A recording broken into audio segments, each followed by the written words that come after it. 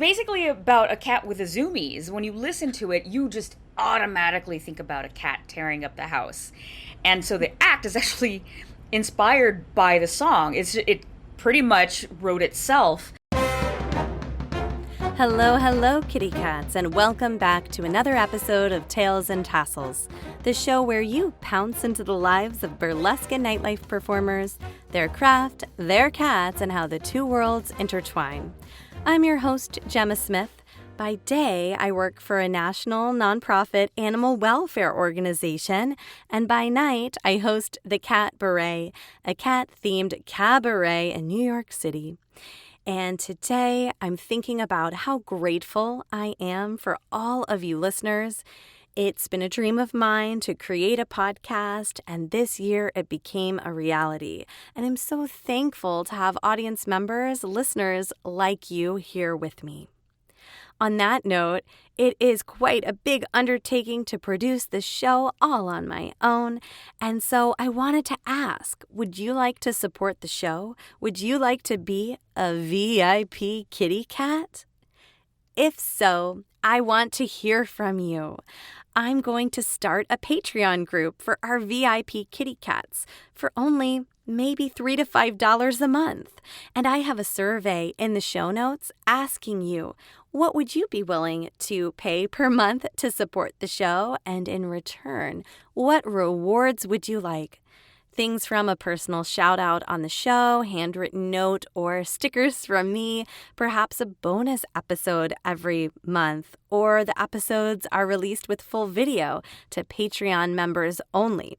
Even affirmations for cat-loving creatives that I could read to you to listen to before you go on stage to perform your cat-themed burlesque act. I'm here for it. The sky is the limit.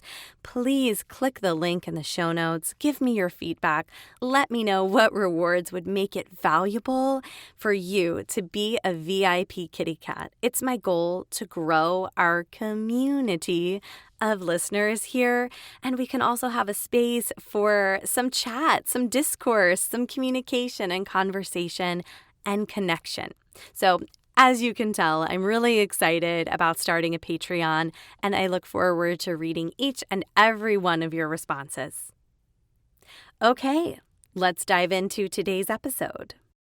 I'm thrilled to bring you another meowsing burlesque performer who's also graced the Catbaret stage, Lady Mabuhay. Mabuhay is the Filipino phrase meaning to long life, and Lady Mabuhay serves it up with gusto. The New York-based burlesque performer creates expressive, dynamic acts thanks to 16 years of Indian classical dance training. She's a juxtaposition of grounded seduction and electric vibrancy, pairing slow and sensuous movements with abrupt feistiness. She can portray a captivating character in a compelling story, then seamlessly switch to another when you think you've figured her out. Today, we'll talk about her craft, her cat, and how these two worlds intersect. Thank you so much for being here, lady. Thank you for having me. So, wow, what an impressive bio, 16 years of Indian classical dance training. Can you share a bit about your story and background in performance?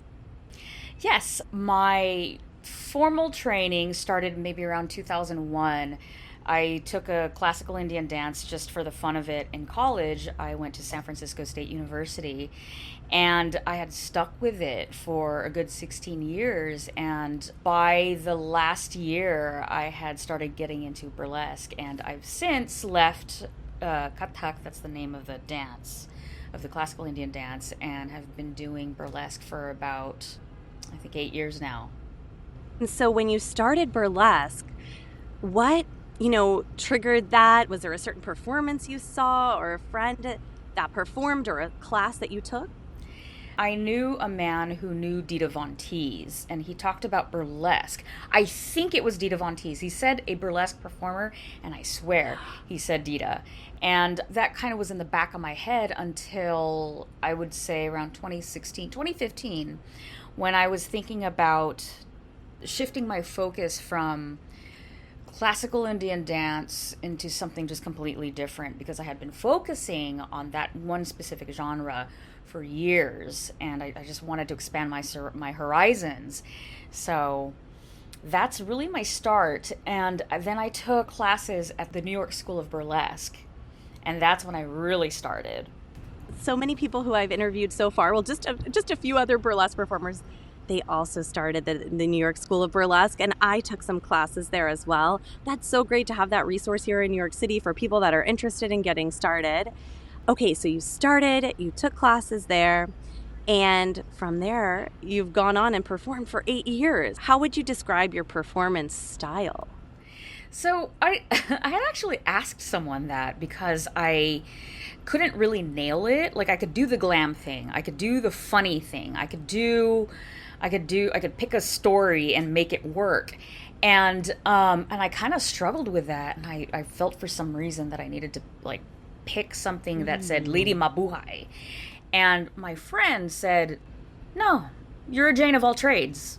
Why don't you just stick with that? What you can do is tell a story, whether it's an actual story with characters, or you're just telling a story with your body and your facial expressions, or you're being a conduit between the audience and, whatever message you're feeling, even if it's an abstract story that you're telling." I think that's what makes me key, is being a storyteller. It's totally true. Burlesque, you're telling a story, you're different. It sounds like even from reading your bio, you can be seductive and sensual. You can be feisty. You're telling a story through your acts. And I love that you don't have one style. You can mix it up depending on what story you want to tell. Yes, absolutely. Now, speaking of one of your specific acts, and it was a cat-themed act, which made me think of you for this podcast, at the Catbaret, you performed a very fun, upbeat, cat-themed act. Can you describe the act and speak to your inspiration behind it? The act is the name of the song, which is called Little Stinky Kitty, and it's by this psychedelic surf rock band out in Santa Cruz, California, called the Mermen. And it's a really fast song that's about 160 beats per minute. And it's basically about a cat with the zoomies. When you listen to it, you just automatically think about a cat tearing up the house. And so the act is actually inspired by the song. It pretty much wrote itself. And so when I decided on the act, it obviously had to be fast. And I thought about it, I can't really stop. It's so fast, so I have to really make sure I have my stamina up, and I prepare for the act. Every time I do the act, I have to prepare for it mentally, physically, make sure that I'm hydrated.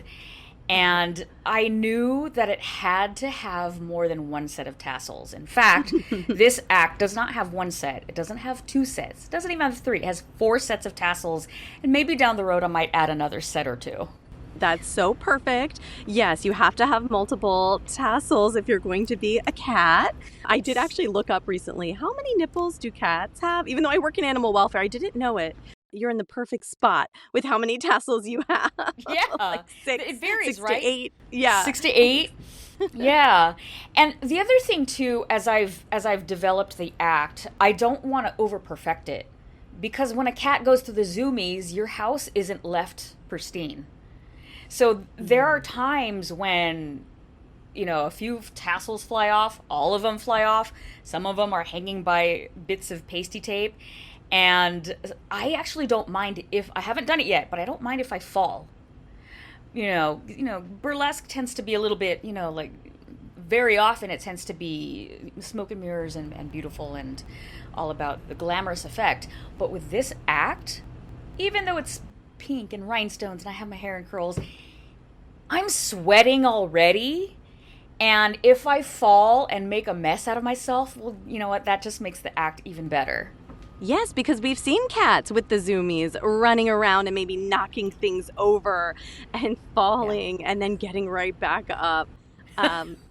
It's very realistic. I like that you said that a lot of times burlesque is kind of like very intentional movements or very glamorous. But what I like about it, and even with cats, there's so many different kinds of cats. You can have many different types of cat acts. And this is one that can be a little messy. Now, you said the song inspired it, and then the rest kind of like it's about a cat with the zoomies. How did you determine your costume for the act? And describe it for our listeners. Sure, it's hot pink and a lot of fringy, because there's a lot of movement. The fringe moves a lot.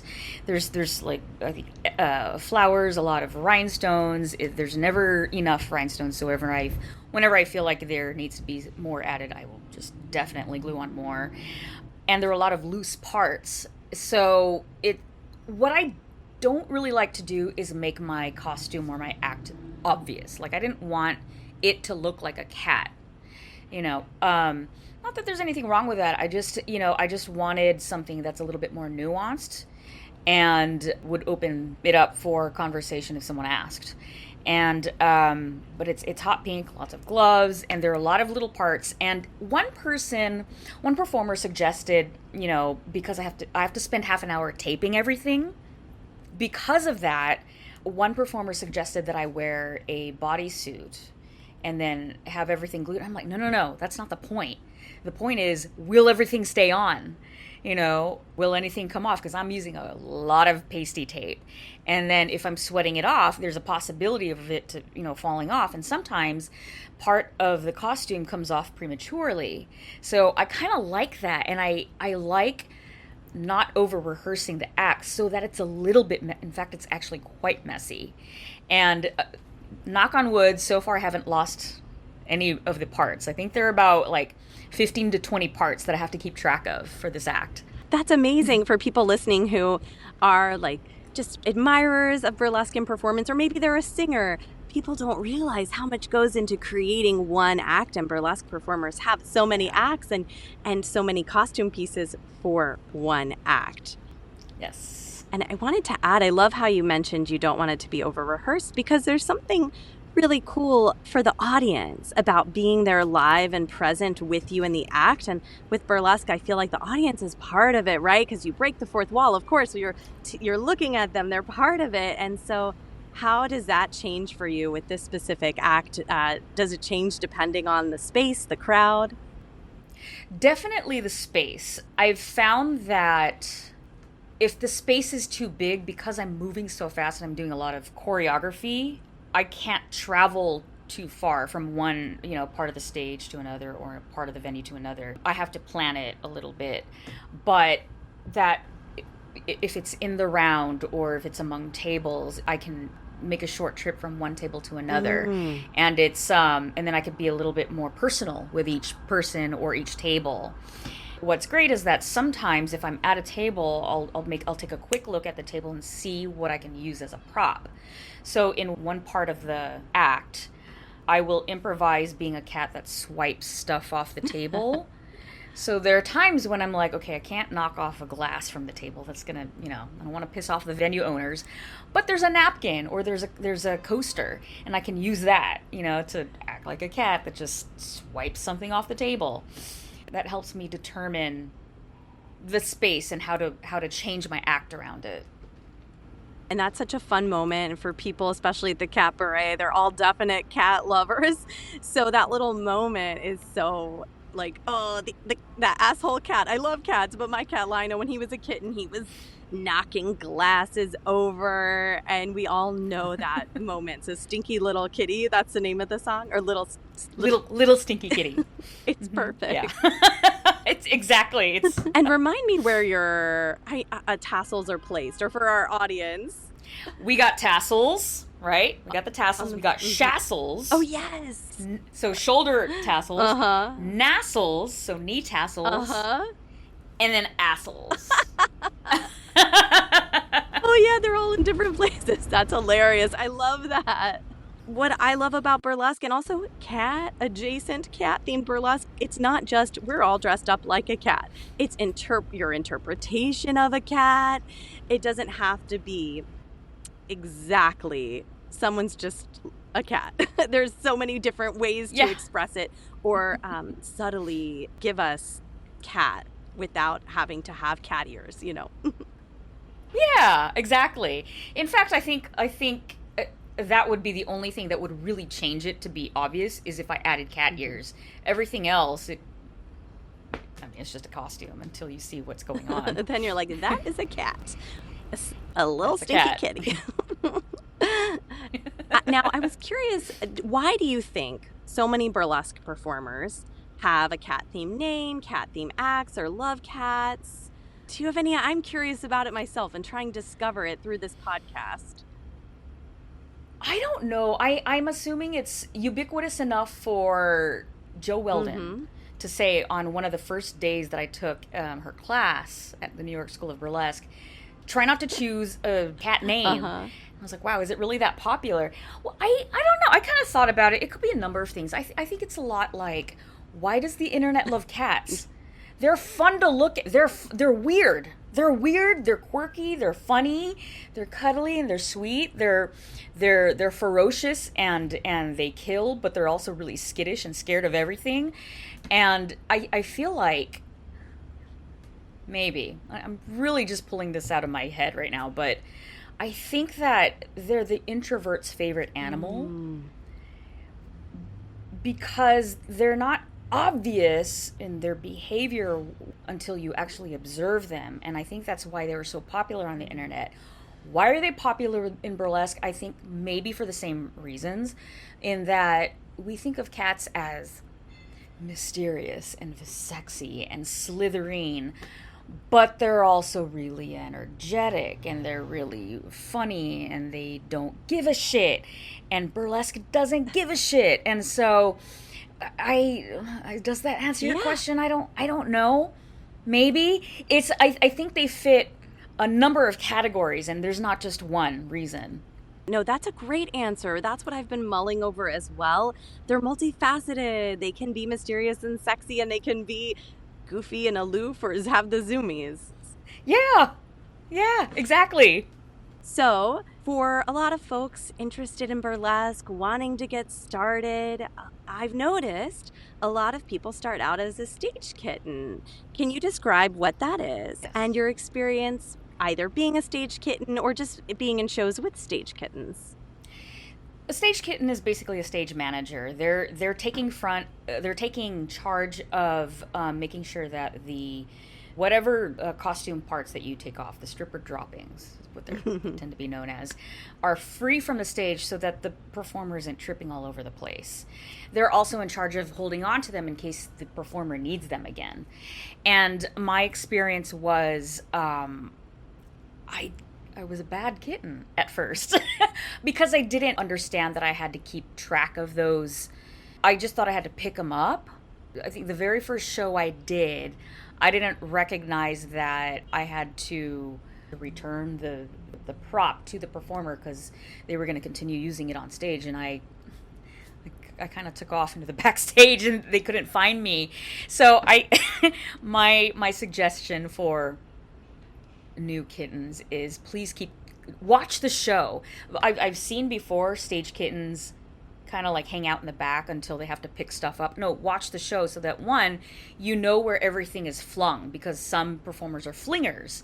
You know, sometimes costume pieces get stuck like between the stage and the wall, and then you also want to make sure that you return everything to the performer, whether it's they want to use it on stage again, or so that they can have everything before they pack up and leave. That's such a good piece of advice and a good reminder for me, because I'm going to be a kitten at Tabby Twitch's show coming up. So good reminder. Some people are flingers. So you have to watch the act and make sure you get and keep track of all those pieces. And it's just such a perfect name. Stage kitten goes hand in hand with the love of burlesque and cats. And so I'm excited that for Catbaret, we always have a stage kitten, and it's perfect. Yes. Now, I do have another tip for stage kitten, especially in a private show. This is sort of, I think this is my personal thing.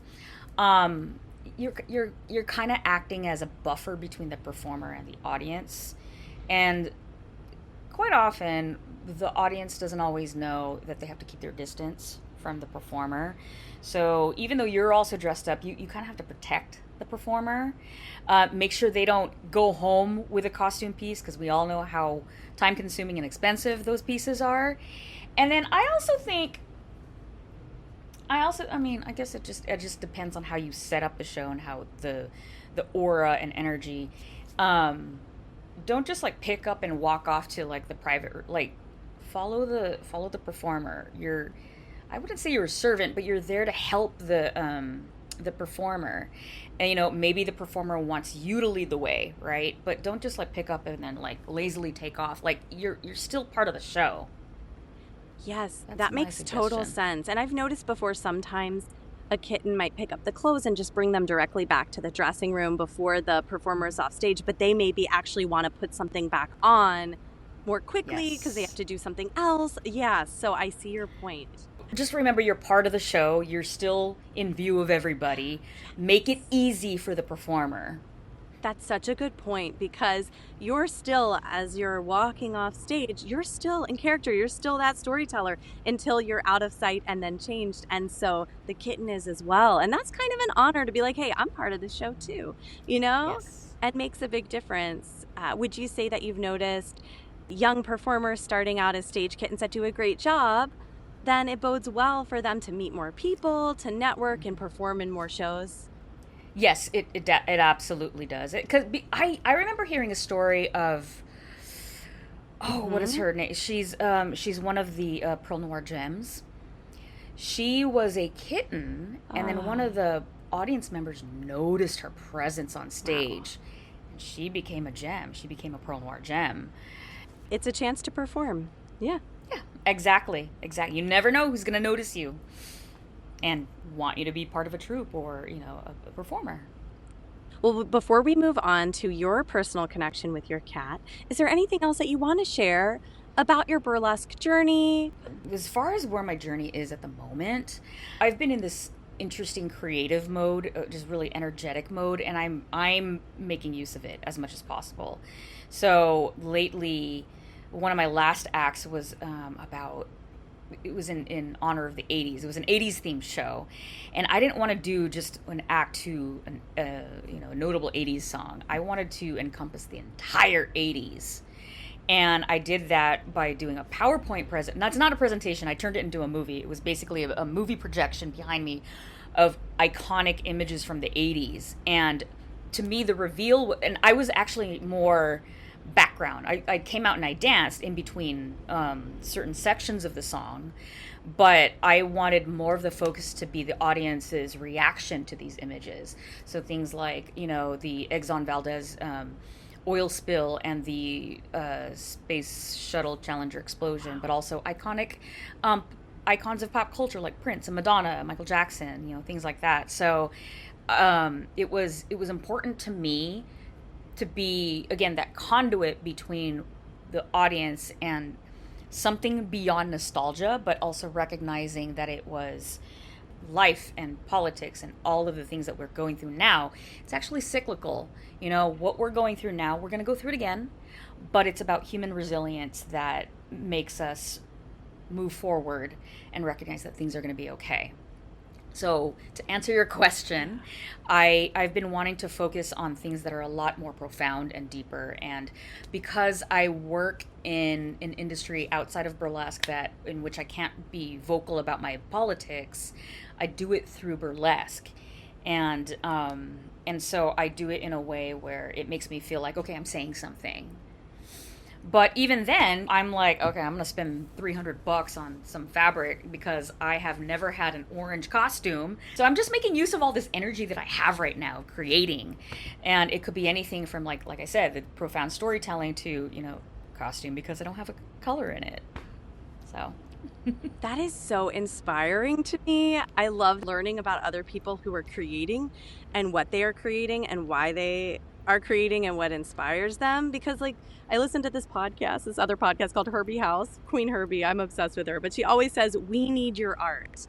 It's so true. We need everybody's art. Everyone has something to say, and I would love to see that act. That sounds so powerful and so probably unexpected in a great way for people seeing that show. Maybe they just were expecting a Madonna song and they get this multimedia experience. yeah, I was so overwhelmed by the response that I forgot to exit, and I just sat down in like humble reverence. I was like, wow, thanks. I just sat down at the steps. Just, and I think lately I've just been wanting impact. And you're right. I feel much more now as I do more burlesque and I get older and I develop some wisdom and I learn the lessons in my life, that there are certain things that are important to me, and those are the things, and maybe I've been very quiet about them, or I just don't feel like I can share them because maybe I think that nobody, shares my opinion or would want to listen. No, people want to listen to what you have to say. However you execute your what you have to say it in whatever capacity, whatever way, whether it's art, writing, orally, whatever it is. And I'm really embracing that now. And I say this because I think it's very common for new performers to feel like they have to fit a standard or make their acts be a standard, even within like different subsects of burlesque. No. What does Joe Weldon say? You can do whatever the fuck you want. Can I cuss on this? Okay, yes. Good. Yeah, I think so. I'm new to podcasting, but I don't know why not. Yes, it's all about like being authentic to who you are. To me, is what makes any performance or burlesque interesting. I want to see how you would do it, not how someone else would do it. I'll watch them do it, and that's what makes it the most exciting to me. Everyone has their own way or their own story to tell. Yes, absolutely. Well, you'll have to keep on your website your future shows, or we'll follow you on Instagram, our listeners, so they can keep posted on your future shows, and maybe we can see your 80s act at some point again in the future. And so now I really would love to hear about your cat. I'm so glad you have a cat. So tell me their name and how did they come into your life? Charlie came into my life almost 19 years ago. Yes. So I had a dog. I lived in Florida before I moved here to New York City, and I couldn't come home for lunch because I was gone 10 hours out of the day, whereas when I was living in Florida, I was able to go home for lunch. And here, my commute is, it's pretty long. And it's like, maybe he needs a friend. My dog needs a friend. Lo and behold, my dog walker found a cat at the restaurant where she was eating at. And she told me about this cat. She couldn't keep it because her two resident cats were kind of terrorizing her. Oh, okay. So I was like, okay, why don't you bring her over? And girl was this funny looking long thing because, she was hitting that teenage stage where she was long, but she was skinny and she was cross-eyed and her eyes were transitioning from blue to yellow, so they were about green. And she was actually feral, but because she was at a restaurant, she was used to humans. That's what we both guessed, what my dog walker and I guessed. So that's how she came into my life. My dog walker was like, I can't take care of her. And I said, why don't you come over and drop off the cat? Or, come over and we'll do a meet and greet. I made sure to run my dog for 3 hours to get him, because he was going to be excited and freak the cat out.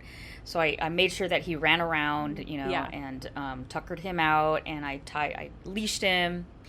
And my dog walker let the cat kind of run around and sniff, not run around, but walk around and sniff. She was very, very cautious in my apartment. And also I got to give this advice to people when they bring a new pet home. Please don't hold on to it. When you're meeting, I don't want to bother her. She's sleeping right now. But let's pretend this is a cat. Don't hold on to the cat and then have all these other animals sniff it. That freaks them out because they're trapped. Leash the other animals. Yes. Especially if they're excited and energetic, and let the cat sniff around, or at least feel like that they can go run and hide somewhere. Please don't do that. That's a great tip, and that's so true. Cats need to smell, be in control of how close they're going to get to the animal. You're right, feeling trapped if they were holding the cat. So how did Charlie acclimate to your apartment and with your dog? Like right away. I made sure that we had a whole weekend. I stayed home the entire weekend. Made sure to consistently train the dog even more, sit and stay, so that he was always under my command. But first night, I was in bed. She immediately just ran to my arm and just held herself there. She was just she was a little scared of the dog. But the dog knew that he could no longer, it's been a while now, so I'm trying to remember here. He was no longer the animal that could come into my arms at night. He was at the foot of the bed. Mm-hmm. And then in the morning, and I found that this is how they negotiated living together. So at night, my cat was in my arms and my dog was at the foot of the bed. And then in the morning, I'd wake up and they had switched. But it was always the cat that got first dibs. Yes. I understand. Like she negotiated that herself.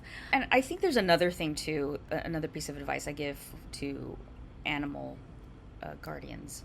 Don't be nervous. What I mean by that is if you carry nervousness or fear or like just any kind of anxiety around your animals meeting, they're going to feel that. So I made sure, I was like, oh, this is going to work out. You know, I'm cool with it. I know my dog. I know my cat. If anything happens, I am at the ready and to make sure.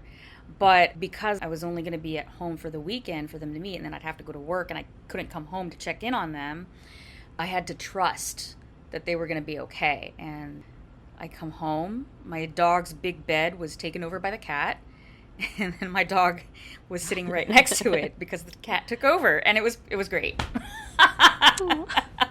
Yeah, it sounds like, and I was thinking it sounds like such a nice way to wake up with a dog and a cat in your bed peacefully. Maybe they're not snuggling next to each other, but they're peaceful, cohabitating. Absolutely. What is Charlie's personality like? Before the pandemic, I was going to work every night. And she was really needy, of course, when she came home. And I would just really indulge in her neediness. And I would really pay attention to what she needed. And now that I'm working from home, she doesn't want me around so much. We have our space, right? So I have a tiny kitchen. You could probably see back there. And if I'm cooking, she doesn't come in and eat. Because her food is too close to the stove. And then once I get out of the kitchen, then she comes in and eats. So we take turns using the kitchen. Mm-hmm. I remember the first month or two during the pandemic, she had never scratched up my furniture until I started working from home. And she started scratching stuff. I couldn't figure it out until I realized, oh, I'm in her space at the wrong time. Because when I'm out and I'm working, this is her home. Yeah, it's a big change for her. Yeah. So now I have some claw marks on the sofa. They've died down a little because we figured out, what the schedule is and the routine. She definitely is routine girl. I'm not, so she keeps me on a routine. She tells me when she needs to be fed. She tells me when she needs to be brushed. She even tells me when I need to eat. Ooh, so if I'm working and 2 hours have passed, she gets in my face and tells me to eat. She cares about you. She's all about your self-care. Yeah. She's like a nagging mom. After 18 years, she's pretty much figured me out.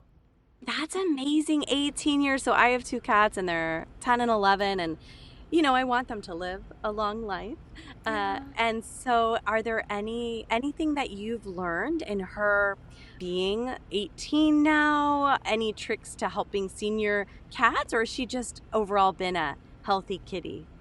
I think she's been an overall healthy kitty, especially calicos. They tend to be mixed, and so they're not a bred cat. Then they're a lot healthier. But I take her to the vet, Yeah. She's a senior cat, so I have to. I take her at least twice a year. And I understand that that's not feasible for everybody. But, it's important to me to set aside some money to take her to the vet and make sure that she's healthy. And I do give her the best food. Now she's on prescription food. And so I listen to the vet. Yes. Whatever he tells me. As someone who used to work at a veterinary clinic and I work at animal welfare, I agree with you the same way. I really trust our veterinary professionals, and I know it can be expensive, but it's worth it proactively because many times you can catch something early on before it becomes a bigger issue for your cat and can, save also them some pain in the future. Like a dental cleaning could be costly, but they need it and it avoids infections that can cause bigger problems later on. Exactly. I love her. I'm gonna make sure that she's. Yes, of course. They are the best. She's the queen of the castle. Do you have any other special rituals with Charlie? Her interrupting you to make sure you eat sounds like one of them. Okay, yes, she loves brushing. It's always at the same 2 times every day, and I have 2 brushes, and she gets on the bed, and she knows that, it's time. And her tail is just up. It's in that little question mark, and she's excited. She has this thing where she also, it comes and goes, but so the apartment across the hall from me, it's the neighbors tend to be pretty transient. So she always wants me to open up the door so she could sniff and scratch the underneath their door and the welcome mat. And she's really, really curious about the boxer that lives downstairs. Ritual is open up the door so I can go spy on the neighbors, basically. Hey, she's got to get her daily tea, the gossip of what's happening in the building. Exactly. I love that she enjoys brushing because certain cats really love brushing and some don't, and I think it's a really nice bonding moment for humans and their cats. And I try to keep the apartment as clean as possible, so I've figured out a way to brush her so that she doesn't run away. Because she kind of doesn't like when her body's brushed, but if I brush, because there's a reason I have two brushes. One to brush her chin because she loves that. While she's distracted by that, I got the other one brushing everything else. So nice. Good idea. Yes. When you have a cat, 18 years, you know all the tricks. Absolutely. You become an expert. Now, I'm curious because you have a lot of different costumes. How does that work in your apartment? Do you have to keep your costumes tucked away so she doesn't get into them? She sounds like an independent, do-her-own-thing kitty, but maybe when she was younger, she might want to catch a boa or something. Well, I keep everything. My sofa has storage, so I have everything in like breathable shoe bags that I keep in the sofa. But there was one time when when I was rehearsing, when she was a little bit younger and she still had energy and cared about. I was rehearsing tassel twirling, and she batted at it, and I was a little bit nervous about that because I thought she was going to scratch me up here. Now I've learned, how do I say this? I've learned how to move and position myself so she's not within reach. And if I'm in a lot of movement, she actually avoids me. So, yeah, so that way if I'm going to be tassel twirling, I'm not at a desk where she is, sitting and staring at me, where she can like strategize when to bat at the thing and possibly, take it off or scratch me. So I just make sure that I'm not anywhere near where she is. And she's kind of figured out, if I'm going to be rehearsing, then she goes to the bedroom, stay away. Yeah, that makes sense. It feels like you two have it so figured out because you've been performing for a while, you've had her for a while, and she sounds like she's doing her own thing. But it is a funny image of a cat swatting a tassel, because oftentimes we see burlesque performers as in cat acts, and they get distracted by their tassels. So I'm glad you didn't get hurt. Thank you. Well, before we wrap up, is there anything else that you'd like to share? Well, I know I'm going to be at Prime, Tabby Twitch's. Yeah. That's my next show. And it's great because I've been using all this time. I haven't been performing much, but I've been using all this time, like I said, to create. And that's the next time I'm going to be performing. So hopefully I'll have my costume done by then, and you'll get to see it. Okay, so your next act is going to be using an orange costume. And is there like a concept, a word, a theme that you can tease, or not yet? It's still in development. I'm kind of just letting the fabric talk to me. I don't really plan my costumes or my acts too much. I just let it talk to me. That's really inspiring to me as an over planner.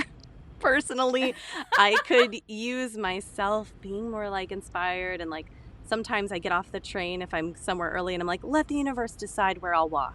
And anyway, this is a side note, but I'm trying to sometimes like just see where things take me. So I like that as a piece of advice to our fellow artists who may feel like they can't get started unless something's just right, or they know what they're doing. Sometimes just getting started and things will come to you.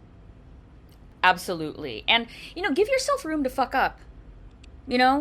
With anything, give yourself room to just like, if you're getting off the subway, go in one direction and then like completely turn around and go somewhere else. I highly advocate that. Yeah, and mistakes are how we learn and grow. If you're never fucking up, you're never really growing and you're playing it safe. So that's a good lesson. Absolutely. Well, it's been so lovely chatting with you, learning more about your craft, your cat Charlie, and about your art, and that you're really in the season of creating and making art. So all of our listeners, please go follow Lady Mabuhay. We've got her Instagram listed, her website in the show notes. Make sure to follow. Thank you so much for being here. Thank you for having me, Gemma, and thank you everybody for listening. And that's a wrap for this episode of Tails and Tassels. So if you have any questions, comments, or just want to say meow, feel free to send us an email at tailsandtasselspod@gmail.com. Thank you for listening, and don't forget to subscribe, rate, and review our podcast. Also, join our community on Instagram at Tails and Tassels Pod for more updates and behind-the-scenes fun. See you next time, kitty cats.